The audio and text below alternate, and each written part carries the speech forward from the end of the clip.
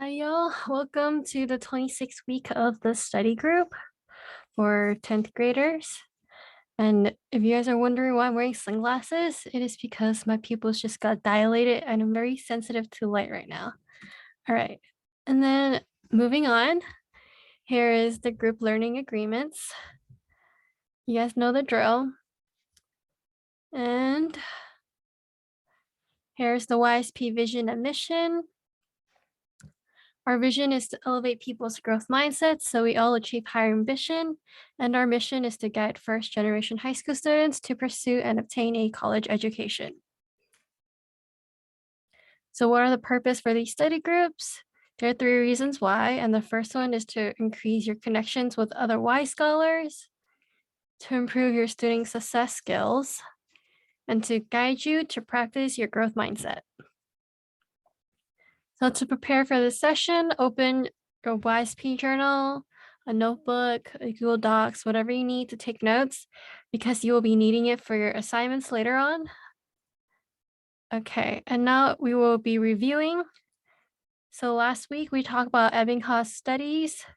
So if you remember, he created a studies based off of memory and forgetting, and he created basically a concept called forgetting curve based off his study. So by day 1, after learning something new, we already start forgetting, and we forget around 50% right afterwards.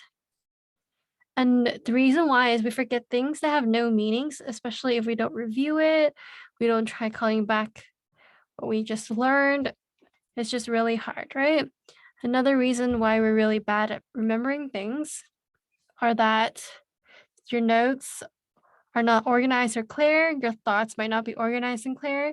So that's why when you're taking notes, be sure to have it clear, concise, organized. And if you really don't know how to write notes properly, or you don't know how to write your notes in a nice format, we taught you how to do so in the last 2 weeks. Basically, it's the Cornell method, outlining, or mapping. So those are 3 methods you can utilize to organize your notes. So another reason, the final reason, is usually you're not feeling well, right? So when you're feeling sick, you don't have enough sleep, you're really sleepy, you just don't remember stuff, you're probably not even awake for your lecture. So yeah, it is important to get sleep and to not be very stressed out when you're bad at remembering, and try not to get stuck in a vicious cycle of being stressed out so you can't sleep. Because you didn't sleep, you forget stuff, and because you forget stuff, you become stressed, right? You get stuck in a cycle like this. So always take care of yourself and prioritize your own health. So now that we know why we are really bad at remembering things and memorizing new facts, what can we do? So the first thing we learned from last week was spaced learning, which is constantly reviewing the new information, right? So by day 1, you forget 50%, but once you review it, you remember 100% of the information again. And then 2 days later, you forget 50% again. But then instead of it being 1 day, it's now 2 days. And you can keep doing this until you basically have most of the information pressed onto your brain and just memorized. Second method is by overlearning, which means you're spending a lot of time, you're spending a lot of energy just learning the material over and over again, right? So you know everything. And the third one is to make your information meaningful. So what would that mean? So like this picture here, the guy is choosing a path, and that's how you can make information meaningful, which is how are you going to use this information in the future? Once you know how to make the information more meaningful and more impactful towards your future, and you recognize the significance of these information, you become less forgetful because you place significance to your notes. And another way is by challenging your memory. But by constantly recalling the information, like having a Quizlet, creating flashcards, making a practice quiz, some stuff like that. These are all constantly challenging your memory because you're not just looking at a piece of paper and be like, yeah, I know this, I know this, I know this. Instead is, I know this is 1, 2, 3, 4, 5, right? Whatever. So you have to use active learning to challenge your memory. Now we will be talking more about memorizing your notes. And that's what this session is all about.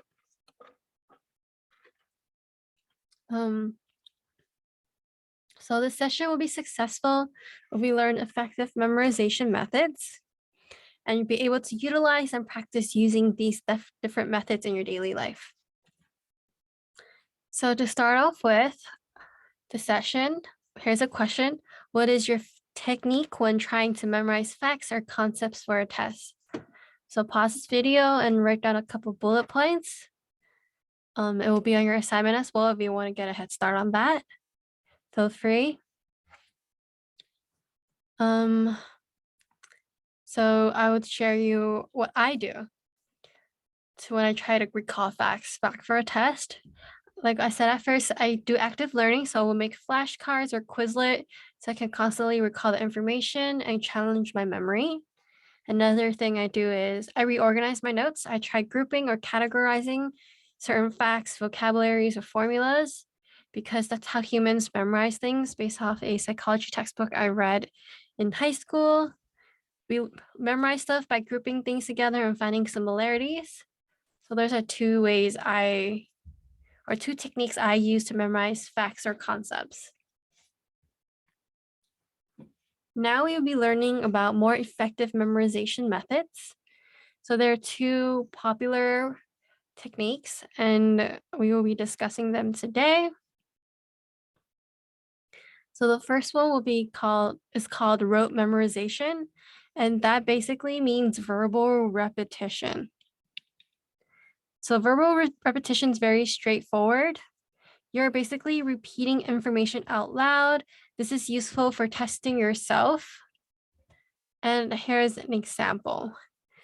So let's say this random fact here is, oh my God, usage can be traced back to 1917. Right, so this is a random fact and you can memorize it by constantly restating this sentence, right? Like, oh my God, usage can be tracked back to 1917.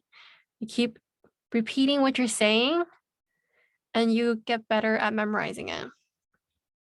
And by using verbal repetition, it is really great for self-testing of knowledge.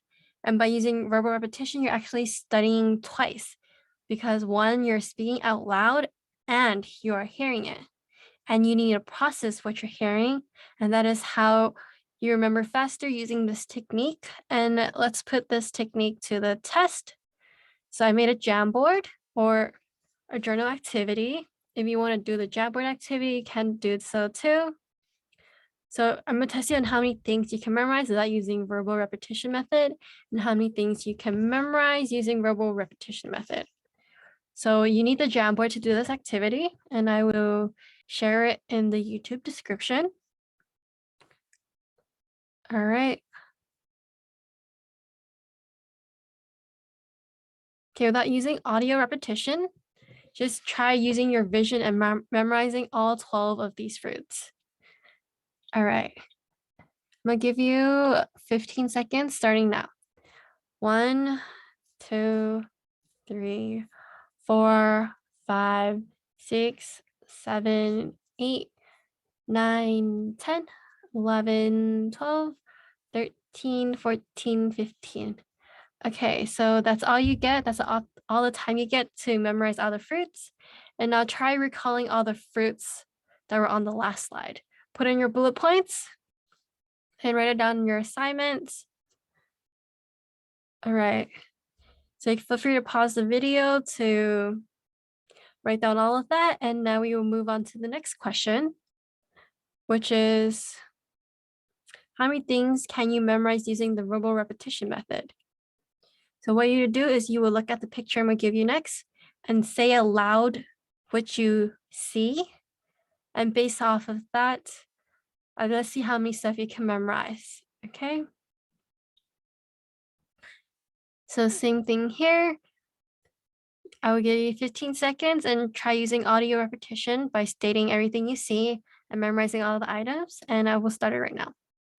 1, 2, 3, 4, 5, 6, 7, 8, 9, 10, 11, 12, 13, 14, 15.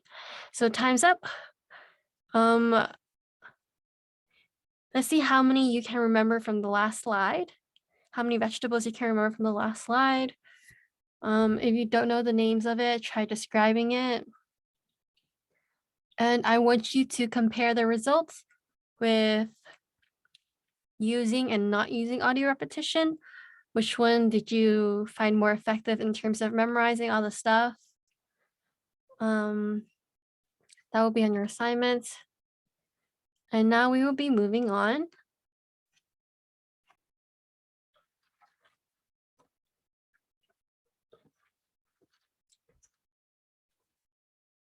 So the second most popular memorization technique is the mnemonic method. So what does that mean? So mnemonic method contains of two types. One is image association and the second one is acronym. What is image association? It is using parts of the word or imagery to remember the definition. And is really great for for learning vocabularies or memorizing key terms. So an example of this would be toothbrush, right? So you're doing image association by breaking it down by using two different images and combining it to one. So toothbrush is you have a tooth and you have a brush, and that's essentially what a toothbrush is. You're basically using a brush to clean your teeth, right? So that's one way you can do image association. Another example here is starfish. So starfish is basically a living animal that's shaped like a star that lives inside the ocean, right? So a way you can associate this with an image is having a star and a fish to memorize the word starfish. So now we're on our Jamboard activity now. So come up with an image that will help remind you of the word and definition of bedlam. Same thing here. I will not be giving you any ideas on this. But how will you separate these two words? And based off the definition to memorize it. And the definition of bedlam is a place of noisy uproar and confusion. So try putting two different words. Try separating this into two words that describes the definition of this entire word. So like what I said, for starfish, you use star and a fish. Bedlam, do what you need to do to memorize definition. And just in case you guys don't remember, I'm gonna put a place of noisy uproar and I'm so good at typing. Okay. Put the definition here just in case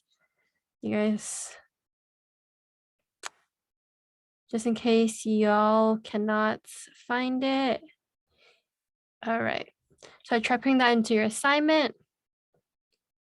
And now we will move on to using acronyms. So acronyms are using the first letter or parts of a series of words to create an abbreviation. And the acronym method basically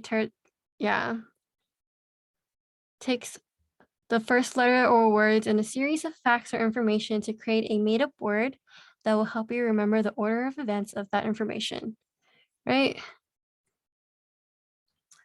So an iconic example for learning order of components through the first letters is PEMDAS, right? Which is please excuse my dear Aunt Sally. So that's one way you can memorize. That's one way we all memorize the order of operations, right? Please excuse my dear Aunt Sally. Basically, parentheses go first, and then it's exponents, multiplication, division, addition, subtraction. It's really effective because I remember it until now. And I'm sure all of you guys have went through something similar. I think that's what the American education has done to us. PEMDAS automatically, please excuse my dear Aunt Sally.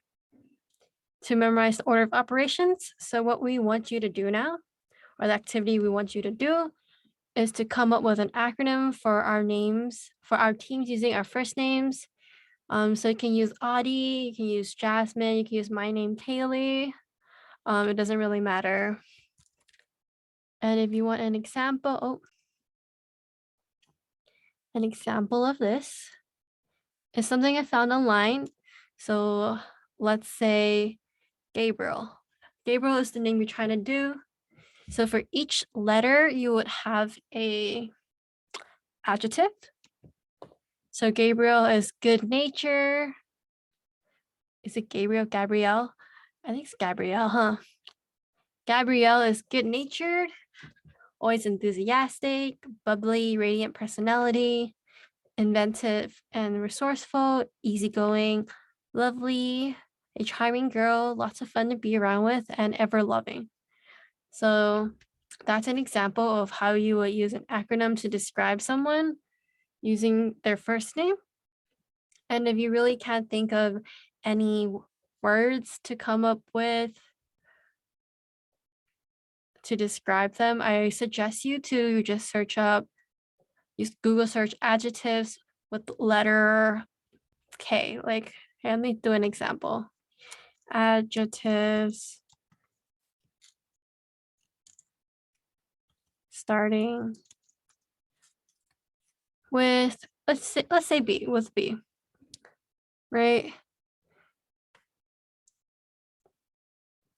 So that's one way you can do this assignment if you really can't think of any adjectives that describes this person accurately. You can just look through the list here. Not all of them are good, but it is your opinion on how you want to describe the person. So right here it says bossy, boyish, brackish.